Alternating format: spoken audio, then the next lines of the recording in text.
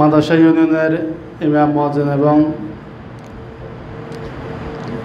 আমাদের বাংলা জামাত ইসলামী মাদ্রাসা ইউনিয়নের সেক্রেটারি আরিফ ভাই সহ ইউনিয়নের ইমাম মুয়াজ্জিন সহ যারা উপস্থিত আজকে আমাদের দাওয়াতে সাড়া দিয়েছেন সবাইকে আন্তরিক শুভেচ্ছা। আসসালামু আলাইকুম রহমতুল্লাহি ওয়া বারাকাতুহু। আসলে আপনাদেরকে অনেক কষ্ট দিছি, মাফ করে দিয়েন।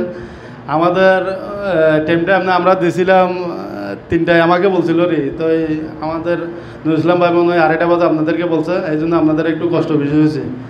যাই হোক, এই রমজান দিনে মাফ করে দেবেন। আবার মাফ না করলে তো সওয়াব এরকম বেশি, গুণও এরকম বেশি হবে। তো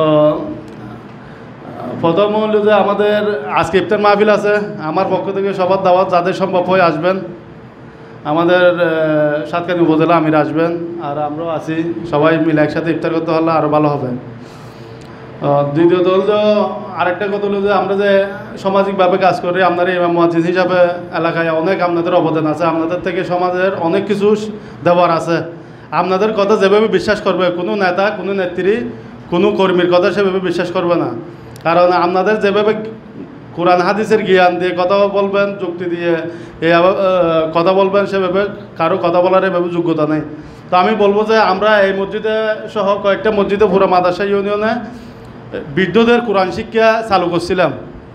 তো সেক্ষেত্রে যেমন কি আমার আব্বা, আমার চাচা অনেকজনেই বয়স হয়ে গেছে 50-60-70 বছর, কিন্তু সূরা ফাতিহা বা যেগুলা নামাজের মধ্যে প্রাথমিক সূরাগুলা 4-5টা সূরা শুদ্ধভাবে জানে না, এবং আত্তাহিয়াতু দুরূদ শরীফ এগুলো জানে না। তো আমার আপনাদের প্রতি একটা মেসেজ থাকবে যে আপনারা যদি এখানে যতটা মসজিদের প্রতিনিধি আছেন, সবাই যদি এরকম যদি একটা 41 দিন ব্যাপী যদি কোরআন শিক্ষা কোর্স চালু করেন এলাকার মুসল্লিদের নিয়ে, তো সেই ক্ষেত্রে আমরা আপনাদেরকে মাদ্রাসা যুব পরিষদের পক্ষ থেকে আমরা সহযোগিতা করব। আমি চাই যে এটা প্রত্যেক মসজিদে একটা ধারাবাহিক হোক। সে আমরা যেভাবে করছিলাম সেভাবে আমাদের কিছু ফর্মুলা আছে। বাচ্চাদের জন্য আমরা নাস্তার খরচ দিতাম, ফজরের পরে বৃদ্ধদের জন্য আমরা একটা 20 টাকা করে একটা নাস্তার খরচ দিতাম। এটা সামান্য, কিন্তু সবাই সেভাবে এখানে আমাদের মসজিদে ফজরের সময় যদি 210 জন মুসল্লি হয়, তখন আমাদের প্রায় 70-80 জন 100 জন পর্যন্ত মুসল্লি হতো। তো দেখা যায় যে নেতা ফকির ভাড়া মসজিদও আমরা চালু করছি, 100-র উপরে মুসল্লি হতো। তো দেখি যে আপনারা যদি এইভাবে যদি চালু করেন, আমরা আমাদের মাদ্রাসা যুব পরিষদের পক্ষ থেকে আমরা আর্থিকভাবে সহযোগিতা করব। 41 দিন পর একটা পুরস্কার বিতরণের মতো হবে, যারা শিখছে তাদের মধ্যে আমরা একটা পুরস্কার বিতরণ করব। তো সেক্ষেত্রে হলে বিদ্যুতের জন্য ভালো হবে, কারণ মানুষ আজকে আছে কালকে নেই। গত রমজানে যারা ছিল এই রমজান অনেকে নাই, দুনিয়া ছেড়ে বিদায় হয়ে গেছে। তো এখন যদি আমরা যদি সমাজের জন্য, এলাকার জন্য যদি কিছু করে যেতে পারি, মুরব্বীদের জন্য, তাহলে এটা দুনিয়া আখিরাতে আমরা ইনশাল্লাহ সম্মানিত হব। সেই সাথে আপনারাও তো আরও বেশি সম্মানিত হবেন, কারণ শিক্ষক, উস্তাদ, ওলামা ওরা হলো আমাদের মাথার তাজ, ওনাদের থেকে আমরা শিখি। তো আমি মাদ্রাসা আবুরের ছাত্র, তখন ছাত্র থাকা অবস্থায় আমাকে অনেক হুজুরে পিটাছে, বা এখনও আছে হুজুর। তো এইটা এখন বুঝতেছি যে পিটানো আরও 2টা দিলে, আরও বেশি দিলে ভালো হতো।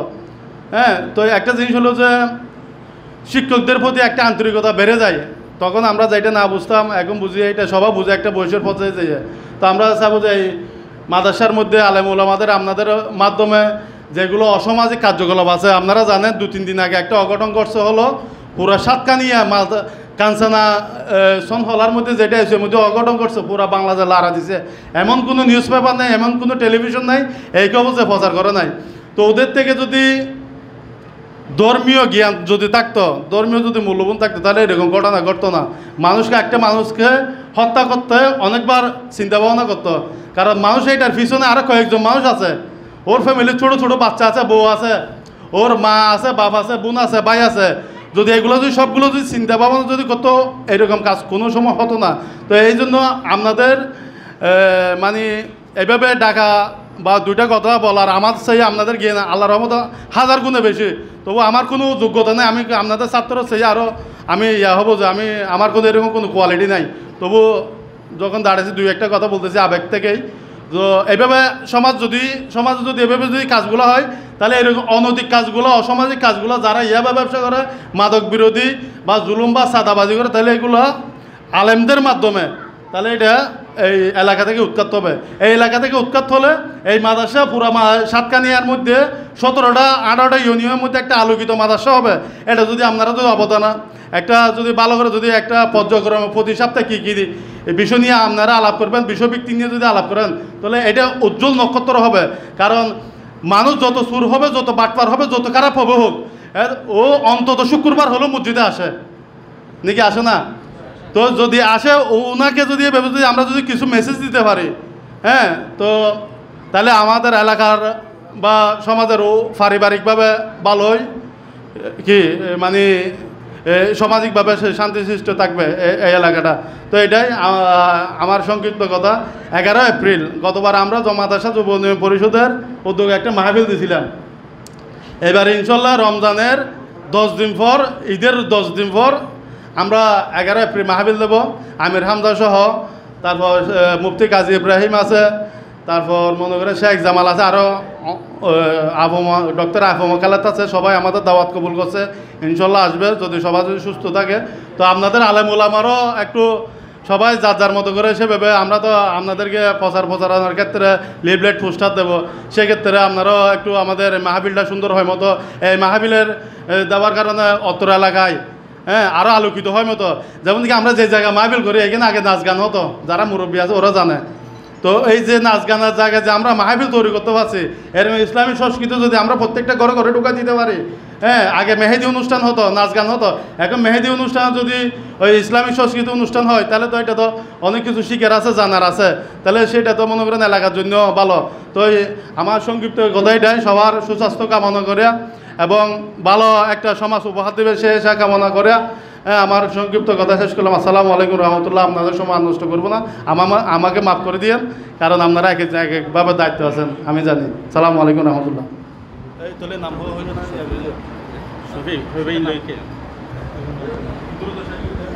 আলহামদুলিল্লাহ, পর্যায়ে বন্টন বিষয়ে পরিচালনা করবেন প্রিয় ভাই শফি। আসসালামু আলাইকুম ওয়া রাহমাতুল্লাহি ওয়া বারাকাতুহু। বরিবকো জামা মসজিদ মৌলানা মোহাম্মদ জাহেদ, শেরবারা জামা মসজিদ মৌলানা মোহাম্মদ ইয়াসিন,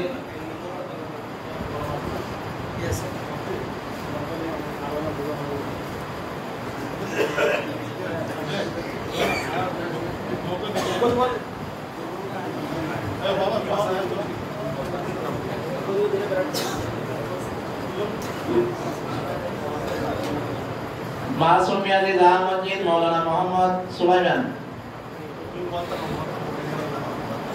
মিয়াগোনা জামা মসজিদ মৌলানা আব্দুল আলী, রুমনগর জামা মসজিদ মৌলানা জিয়াউল হুসাইন, সাজিরা জামা মসজিদ হারুন রশিদ মুয়াজ্জিন ফয়সাল, দিবারপুর জামা মসজিদ হাফিজুর রহমান মুয়াজ্জিন সৌরভ হাসান, দেওদিঘি জামা মসজিদ মোহাম্মদ ফরহাদ, রুমনগর মাদের জামা মসজিদ আব্দুল কাইয়ুম, জিয়ামারা জামা মসজিদ মৌলানা তৈয়ব আজিজি শহীদুল ইসলাম, সাদিবারা জামা মসজিদ